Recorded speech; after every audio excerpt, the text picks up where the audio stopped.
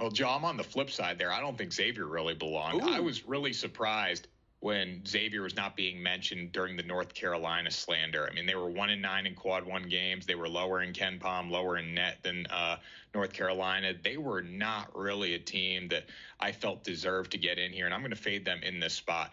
As you were saying, Texas definitely has some weaknesses. They're a team that definitely could have been a little better this season, but they were better than Xavier when it comes down to this. Their quad one wins, 7-10. They're obviously going to get more quad one games in the SEC, but it was a brutal schedule there. They've also been more efficient on offense than Xavier, and playing in the SEC, that definitely means something coming into this game. But the biggest thing that I look at for Texas here was their out-of-conference schedule. They went 11-2 this season. That's going to play into this one a lot. When I look at Xavier, a team that plays big, Zach Fremantle, one of the best bigs in the Big East, he could cause a lot of issues in the paint for Texas here, but they have the forwards to really neutralize Xavier, and I think they're going to be able to knock down shots from the mid-range. If they do that, combine that with their SEC schedule, that strength of schedule I really think is going to help them here. And for the plus money, I will gladly take Texas, a team that is just behind Xavier and Ken Palm. I thought this one was kind of disrespectful to BYU. Really like them -2.5. We definitely have a few disrespectful lines to start it out. And don't act like these players don't look at the spreads before the game. I think this is one that BYU is looking at and saying we should be favored by a little bit more coming into this spot.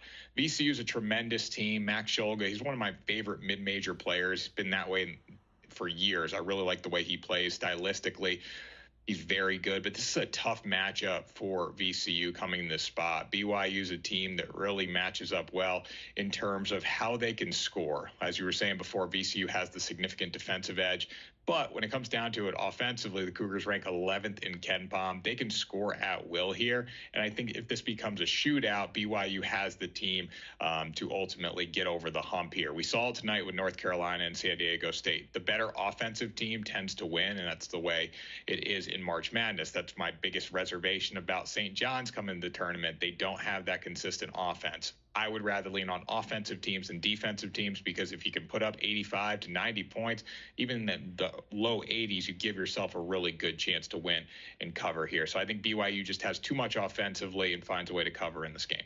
So I do like St. John's to get to at least the second weekend and potentially into the Elite Eight. I'm a big St. John's guy. I do like them. But again, offense, I want to lean on teams that have done it throughout the year. So in this spot, though, Arkansas +4.5 against Kansas. This is probably the greatest coaching part of the bracket we can ever come up with. I've been betting on Kansas too many times this season. Bottom line there. Bill Self knows how to win games. He's put championship teams on the floor. But week after week, I've said to myself, this Kansas team is finally going to figure it out, and they just don't figure it out, and that's their biggest problem. They don't seem like they like playing together, and the team doesn't have great chemistry, and that is going to hurt them in the NCAA tournament.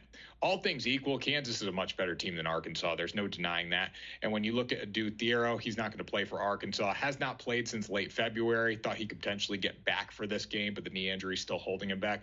That's an issue for them. But the Razorbacks have responded by adding more bigs to the floor. They play powerful defense. They really do a good job in the paint. And if the Jayhawks want to win, they're going to have to score down there. I just don't see it happening here. This one should come down the wire here. Again, Kansas has the team to win this game. I just can't count on them. 7-8 since January 25th. They didn't make it out of the Big 12 quarterfinal, and they're playing an Arkansas team that's really finding their groove and playing some of the best basketball of the season. Coach Cal knows how to win too. I'm going to lean on Arkansas here +4.5. I think they can win, but the points are just too good of a value to pass those up.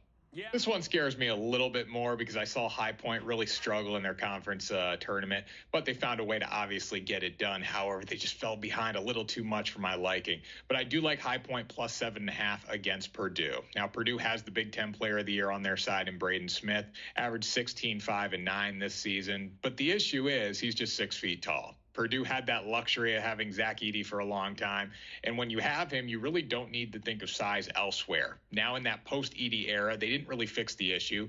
The size isn't great. They've lost 6 of their last 9 games, and they're playing a High Point team that is extremely explosive on offense. And again, offense wins in the NCAA tournament. When it comes to defense, High Point's very bad, 227th in adjusted defensive rating, according to Ken Palm, but they are 25th in offensive rating.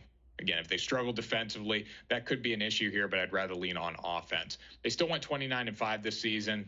strength of schedule is definitely not up to the caliber of Purdue, but 29-5 basketball team has confidence coming into this game. I just think there's going to be too many opportunities for them in the mid-range to score. Purdue has not been a good team at shutting down twos this season. Mid-range has been a big issue for them. So if High Point can knock down their shots, I think they're going to have success. Obviously, Purdue is going to be able to have success offensively, too. I'm looking for a high-scoring game, one potentially leaning over. But I do like 7.5 points for High Point, especially if they can turn this into an offensive shootout.